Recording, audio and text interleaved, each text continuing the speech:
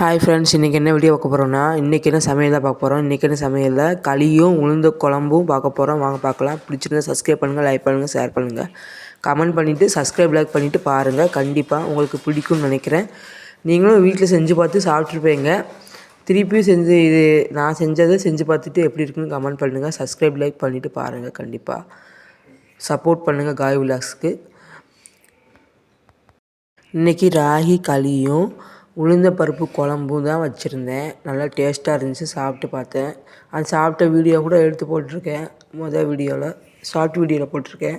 பாருங்கள், பிடிச்சிருந்தா அதுலேயும் கமெண்ட் பண்ணுங்கள், லைக் பண்ணுங்கள், சப்போர்ட் பண்ணுங்கள் சேனலுக்கு. கண்டிப்பாக உங்களுக்கு புதுசாக வீடியோ போடுறேன். கண்டிப்பாக நீங்கள் பார்ப்பீங்க.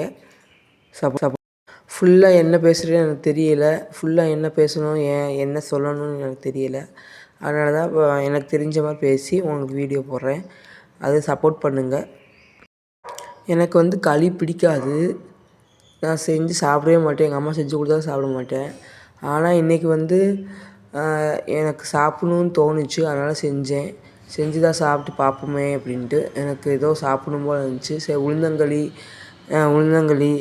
ராகி களி, கோதுமை களி எல்லாம் சாப்பிட்டு பார்ப்போம். ஒரு நாள் ஒன்று சாப்பிட்டு பார்ப்போன்ட்டு இன்றைக்கி சாப்பிட்டு பார்த்துருக்கேன். நல்லா இருந்துச்சு. உடம்புக்கும் நல்லாயிருக்கும். சாப்பிட்டு பாருங்கள். டெய்லி குழந்தைங்களுக்கும் கொடுங்க, நல்லாயிருக்கும். குழந்தைங்க சாப்பிட்லேன்னா, வெறும் சாப்பிட்லேன்னா இதில் வெல்லத்தை போட்டு இனிப்பு களி கொடுங்க, நல்லாயிருக்கும். அதுவும் நல்லாயிருக்கும் டேஸ்ட்டாக. இனிப்பு களி அதுவும் கொடுங்க, அதுவும் நல்லாயிருக்கும். பிள்ளைங்க சாப்பிடுவாங்க. வாரத்துக்கு ஒரு நாள் களி சாப்பிட்டா போதும். நல்லாயிருக்கும். உடம்புக்கு நல்லாயிருக்கும். நம்மளுக்கும் நல்லாயிருக்கும்.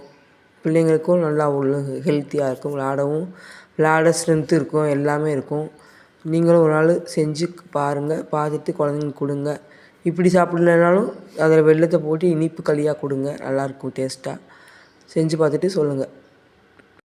என்ன இப்படி பேசுகிறாங்கன்னு நினைக்காதீங்க. முதல்ல இப்படி தான் ஆரம்பிச்சிருக்கேன். அதனால தான் இப்படி பேசுகிறேன். எனக்கு எது இப்படி பேசணும்னு தெரியல.